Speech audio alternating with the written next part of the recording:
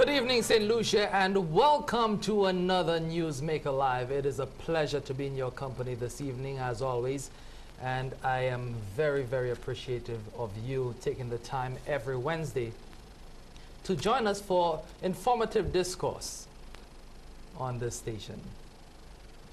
I don't have any long introduction because the person with whom I'll be speaking this evening needs no great introduction because he is the head of our government. I want to welcome Prime Minister, the Honorable Dr. Kenny Anthony, to Newsmaker Live for the second time. Yes.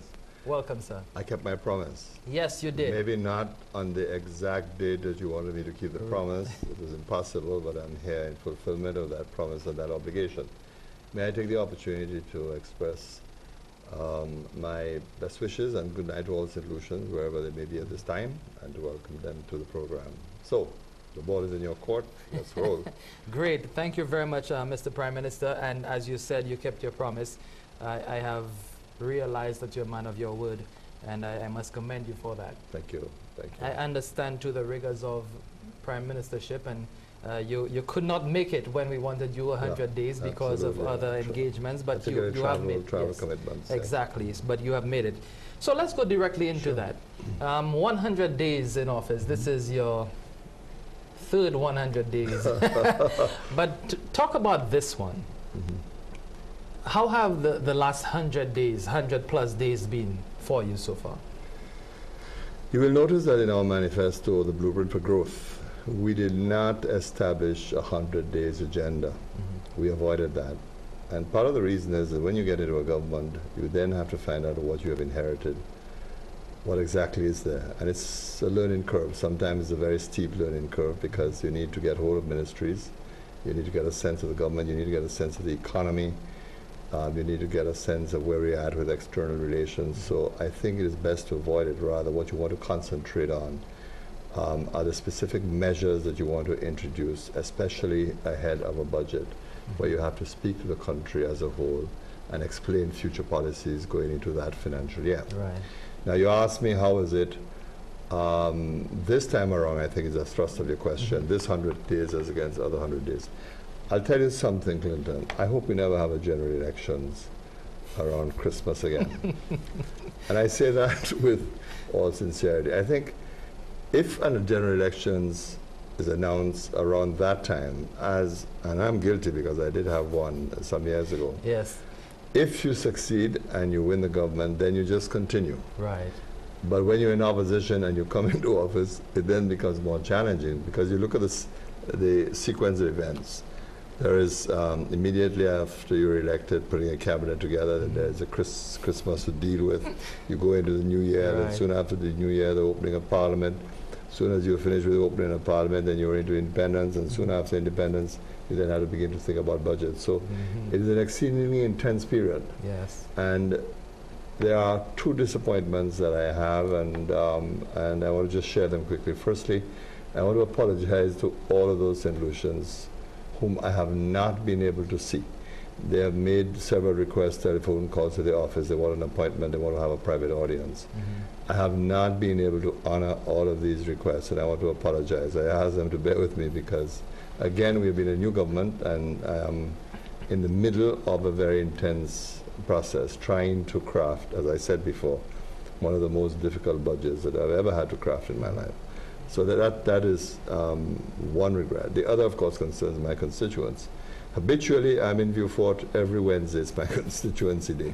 But I have not opened my constituency office in the sense that I'm available there on the Wednesdays, and I have promised my constituents I will do so after budget. So there are two regrets, two challenges for adjustment, but I hope that as we go through the budget cycle and it's completed, then it will be possible to make amends. So I want to apologize for that. Now, I want to go into the budget and your preparation for that a little later. Sure. However, I want to stick on your first few months in office so far with a team, some of them new, some of them not so new. You're talking about people like Dr. Jimmy Fletcher, who was not a minister, but he was a permanent secretary, so he would be au fait with the workings of government. Yeah, with the government, correct. Let's talk about what they have done so far. You have well, your deputy, Mr. Pierre, he's an old hand. Yeah, and a good old hand to you, because I mean he has been an able right or left hand, however you want to look at him, for a very long time for you. Absolutely. Yes. Absolutely. So how have they been working? That is, how has the team been working during that period? I spoke about learning curve earlier on, and yes, it's a steep learning curve because most of the individuals had never had ministerial office before. It is true that someone like Jimmy Fletcher understood ministerial office because he worked closely in the cabinet and with ministers in the past, so he has good sense. Philip Pierre, you're correct, is an old hand, very reliable, and one of the things that astounded me about him is the way he's taken to the Ministry of Infrastructure. He's taken to it with an incredible amount of passion and enthusiasm, always focusing on the problems, attempting to deal with the problems. Yeah. Of course, he does have problems in that ministry. There's still issues of capacity in that ministry I'm very concerned about. But the point is that he's trying to address some of the burning issues, which really is a good thing. The others, they are learning the wheels of government, the motions of government. You'll be amazed that we have to go through the entire cabinet process, but they're doing exceedingly well. It is too soon to evaluate them to determine whether they have been successful or not, or whether they've been partially successful, or whether they're not handling certain subjects very well. It's far too early. I think some of them have taken their responsibilities with undoubted passion, but some also have monumental problems. There's no minister that I know who has life relatively easy. I mean, you look at somebody like Ms. Alvina Reynolds in health.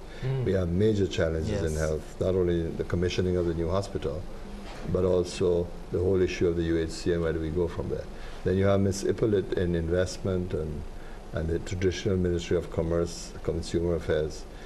We are in a very delicate period of our economic cycle, and she has a monumental task in preparing the business community, in communicating with the business community, in shaping the new agenda for business. So it is far too early. As time goes along, inevitably you will be able to assess individual ministers, give a sense of, or explain to them how you think they're performing, but equally give them the opportunity to say, listen, how are you enjoying this? Are you really enjoying it, or do you have difficulty? What do you like? What do you don't like?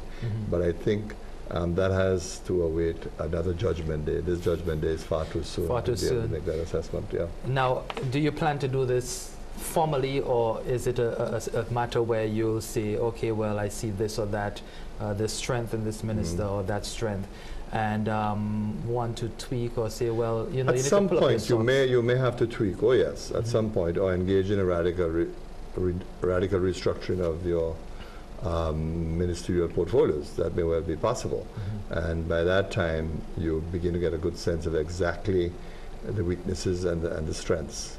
I think it is also very important that when you assign ministries, that you assign ministries to ministers who have a passion for the subject, who want to get into the subject, who can bring a level of enthusiasm, and of course sophistication as well, who are on top of the issues that they have to deal with. But having a personal liking for what they're doing is vital to determine the quality of performance. Yeah. And when you're talking about Mr. Pierre, you saw me nodding because just recently I had the opportunity of calling him just to commend him on you know, some of the little things that I saw. Yes. I mean, as a driver, it peeves me when I have to slow down, you know, almost come to a stop every time, or I had to, for a pothole in the center of town. Right. And you know, a lot of those have been addressed in very, very short time. So I mean, I criticize when I need to, but then when commendation is needed or is deserving, well, then I just hope that the comments that drive him to do even better. That I think he appreciates the comments. Other persons have expressed tremendous satisfaction with what he's doing. He really does have a huge job. There's a monumental job. I mean, we still have to deal with the issues of the Thomas ravage, the rehabilitation of the country. We have to deal with those issues, the reconstruction of the country. And we have not progressed as much as I would have liked, sometimes because of technical issues. But overall, he's doing a very good job. He has a clear sense of direction. And obviously, here's an individual who's bringing to bear his previous ministerial experience. But the key thing, he seems to be enjoying what he's doing. That is great. Now, going back to a comparison of what happened back in 1997, it's way back now. Sure. It's a long time. You came in, fresh, first-time prime minister, came in, on the wings of a 16-1 victory, Right. and there were sweeping changes almost immediately. What kind of lessons did you learn from that experience, and what kind of adjustments have you made this time around? Okay. I think the good thing is that I came into government this time around with a wealth of experience of the past. Also with a better understanding of the public, and I think even more sensitive to the public. Listening more, being very careful, being very deliberate, but at the same time pursuing the agenda that we placed before the electorate. In other words, for me, there's far greater calmness. It doesn't mean that the problems are any worse than they used to be. We do have some very serious problems at hand. And those problems are going to require monumental effort. What I can tell you is this, that in '97 we had more space, more room, we had more policy options. The windows are closing, the doors are closing, and we're in a far more confined space. So there really isn't that much room to maneuver. And precisely because there isn't that much room to maneuver, we need to be very careful in terms of shaping policy, of deciding what it is we're going to do, and of course, critically and crucially, of making decisions about the timing of certain policies. So it's a more difficult environment. It is a more competitive environment. It is an environment in which your room to maneuver now is severely, severely confined or constrained. I'm sure we'll talk a lot more about that, but we need to take a break right now. You're watching Newsmaker Live, our very special guest, and it's a very big honor for us to have the Prime Minister, Dr. Kenny Anthony, with us. We'll break right now. When we come back, we'll continue to ask him more questions, including on the big V, VAT, September 1st, 2012. Stay with us.